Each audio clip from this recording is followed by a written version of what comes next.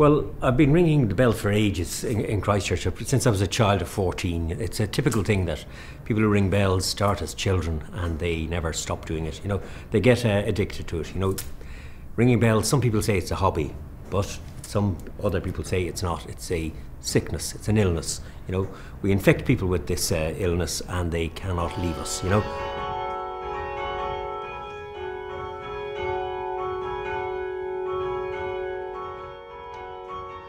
It's not as easy as you might think. You know, if you hear the bells chiming every quarter of an hour, nobody is up here doing that, you know. That's the clock doing its work. But when you hear the bells ringing in multiples, we've got 19 bells here, 19, greatest number in the world, rung in the way we ring them. That's full circle ringing, scientific change ringing. Here, 16 or 19 bells. There's a person at the end of every rope, you know, and there are people of all sorts of different backgrounds and walks of life ringing the bells. You know, we've got professor of mathematics, we've got people who would have very humble occupations, and we've got children and everything like that. This is something for everyone.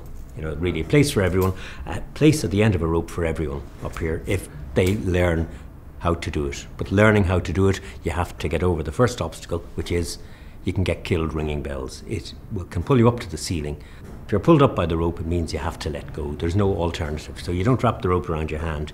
You're ready to let go and let the rope be pulled around the wheel, you know, so you will not be injured. We don't injure people, you know, even though I say there are dangers associated, it's a danger that is cured by the careful tuition and all that sort of thing.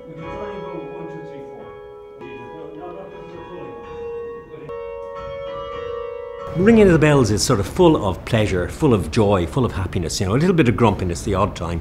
But there is one occasion when the bells were associated with a bit of a tragedy here in Christchurch. You can't deny that. In 1738, 8 new bells were made for the cathedral and raised up through the centre from the floor up through the centre into the tower. Everything was going well until the greatest of those bells, the tenor bell of 1738, a bell of more than a ton in weight, the rope broke and the bell fell back towards the floor. Now the bell is still present. We have that bell. We ring that bell on a very regular basis. The great tenor bell of 1738, we ring it.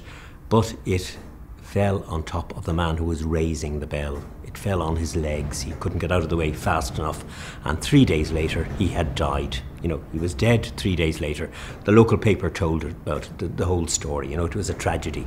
Pew's Occurrences is the name of the paper, and there it was, a good story for an evening paper in Dublin, you know, but a bad tragedy for the family involved. You know, they're killed by the bell. So that's it. We ring the bell rings forever after.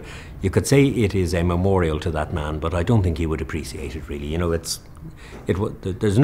don't think we can put a gloss on it. You know, it was a bad day at Christchurch. That was a bad day. Maybe another bad day at Christchurch was in 1688, when the Lord Mayor of Dublin sent soldiers to the cathedral to complain on his behalf that the bells were not rung merrily enough for the birth of the Prince of Wales. They were met with astonishment by the Dean and the officers of the cathedral, who said, "You must be joking," more or less. They said, "You cannot be serious." And then they said, seeing that the soldiers were utterly serious, they said, nobody else apart from his worship, the Lord Mayor, could detect any lack of merriness in the ringing.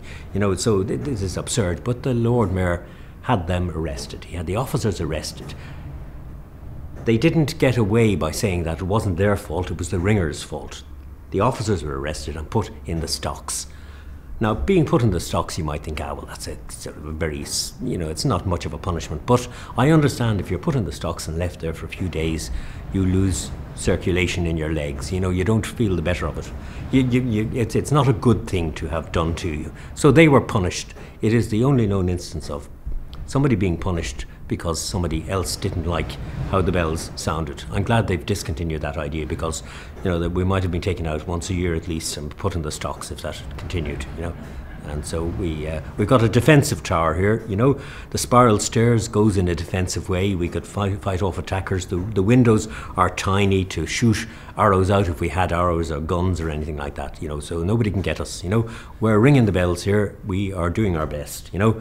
If it goes bad, we are as much disturbed as anybody else who's going past might be, but that's it. We're not trying to annoy people. We're trying to ring the bells well and make music on the bells.